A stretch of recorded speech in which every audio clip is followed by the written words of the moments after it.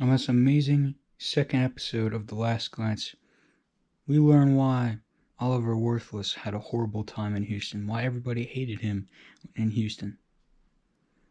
His one season, his 2005 season on the Houston Rockets, it all comes to light right now. How did it feel being traded to Houston? Honestly, I just felt so betrayed when I left Milwaukee. They cast me aside. I felt like I was one of them. And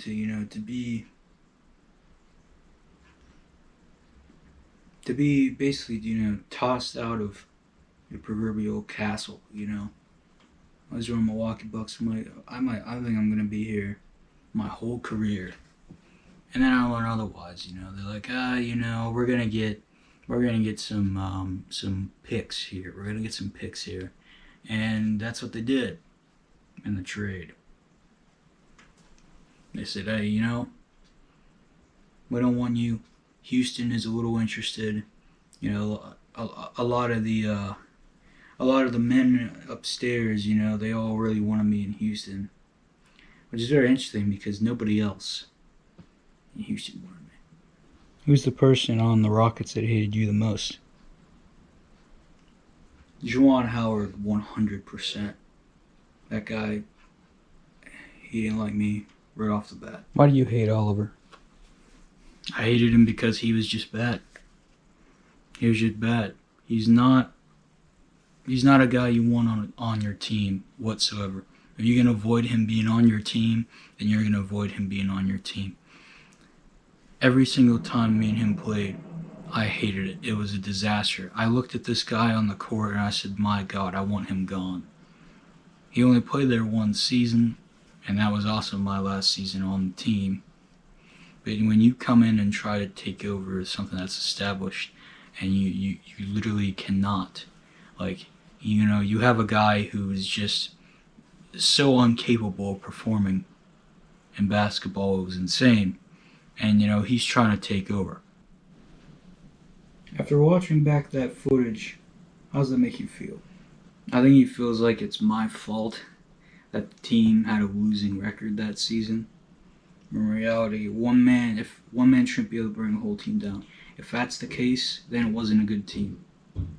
And, the 2005 Houston Rockets, they can blame me for whatever shit they want. It is not my fault.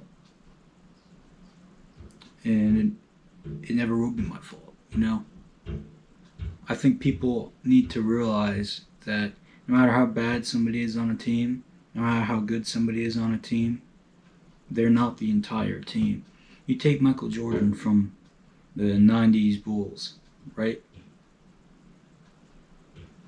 There's games where Scottie Pippen was injured. And when he was out, the team didn't operate correctly. You have one important player, right? You're one important player. But it takes all of them together for a team.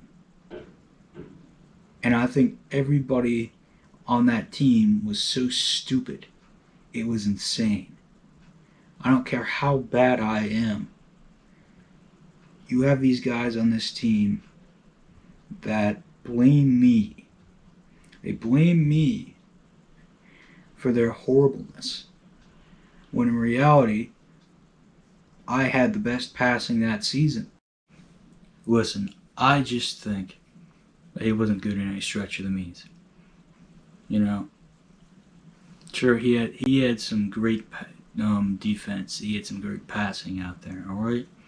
But not great enough to be on our team. And when he was traded, he was still making a lot of money. He made $20 million in one season. Did you earn that? No. You know how much money I made that season? $18 million. I, a starter, got paid less than him. I did way better than he did that season. You're going to tell me that I was supposed to get less money?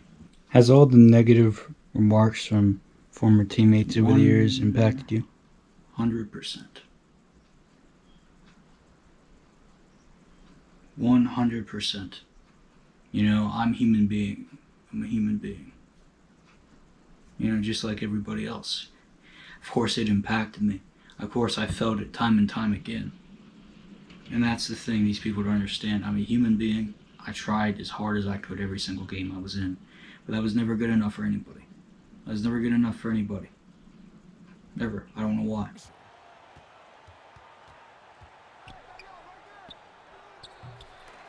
Wiseman with the rebound. And so Green will bring it up for Golden State. Curry wide open. A three-pointer is right on target.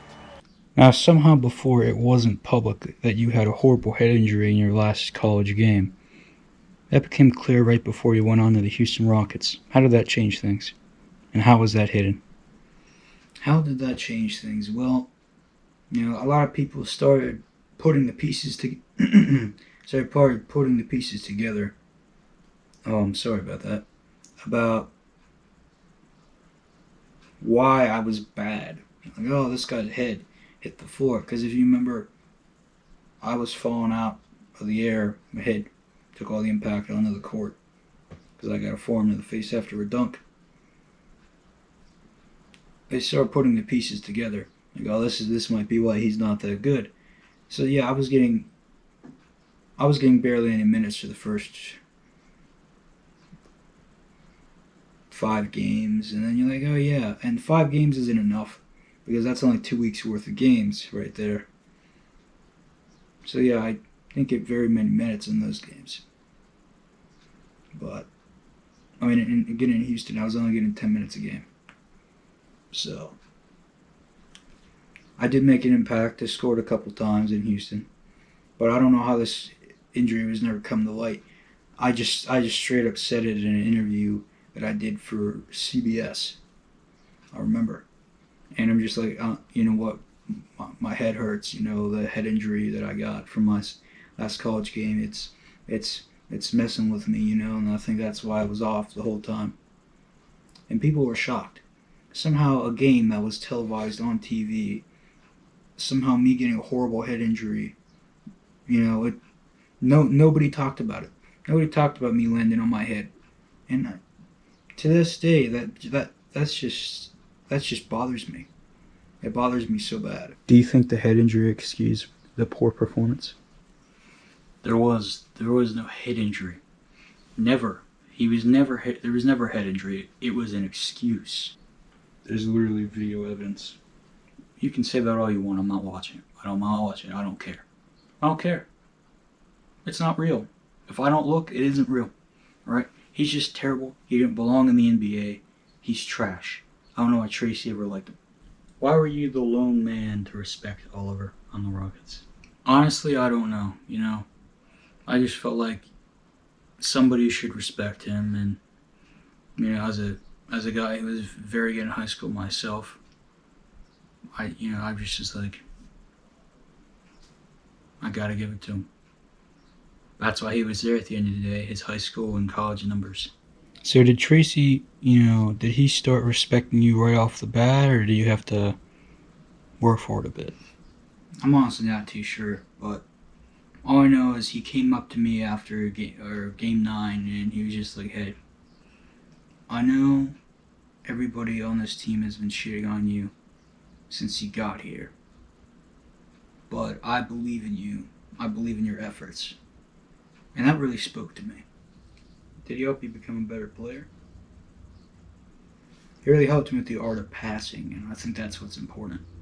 Because when I was on the Bucks in my first run with the Bucks, I was taking shots that I shouldn't have been. And when I got to the Rockets, I did that less. And I kept that same, I kept doing the same thing throughout the rest of my career, as I wasn't shooting as much as I was in my first couple years with the Bucks, the first three seasons of my career with the Bucks. So, I had to really adapt after that. And the Rockets taught me how to be, how to have more of an edge as a player, which I think is the biggest benefit I had of my time there. But I just had a lot of guys just hating on me, and it was a very uncomfortable situation. When the Houston Rockets released you, what was on your mind? I was furious. I was furious, but I knew it would happen. I knew that they didn't want me there. I was the result of a trade coming in from the Bucks, and I honestly just knew they didn't want me on the team. I mean, it didn't come to a surprise, from anyone. Nobody was surprised that he was released, and I still feel bad for him till this day. I remember what it feels like to be released. I remember how it was for Magic, and then I was picked up by Houston. In the same vein that I remember how it felt to leave the Toronto Raptors, who he's currently on right now. But it's just tough. It's just tough to get these things right, It's tough to build a team. I understand that. But Oliver was, Oliver was looked over for his defensive skill. All right, one last question before we let you go for this week. What happened between you and Shaq? Oh man, me and Shaq. Well, there's this one game that me and him just kept fouling each other. And honestly, I think all of them were on accident. But then I just snapped like that on him, and I was just yelling at him all this, saying, "Man, you can't even shoot either. Why are you even here? You're severely overrated," and all this. While I had people just looking at me funny. I'm like, I got. It's like I got Dwayne Wade eyeballing me, like, what are you doing, man? I'm like, okay, you're looking a little scared over there, Dwayne, but me and Shaq sorted it all out, About a week later, I apologized, he apologized, we shook hands, we're all good. And me and him still talk sometimes. Last time I saw him in person was beginning of December. So, it's all up in the air. It's all up in the air. Us, I guess we're good. But man, that situation was so funny, and everybody on the team was hoping like Shaq would beat my ass. That didn't happen. So, me and him are still good friends to this day. I can't say I'm good friends with anybody on the team though, on the Rockets, but I'll tell you, Shaq on Miami Heat was an underrated time for sure. This has been episode 2 of The Last Glance. Join us next week where we will talk about Oliver's time in the Wizards. Some say the best years of his NBA career.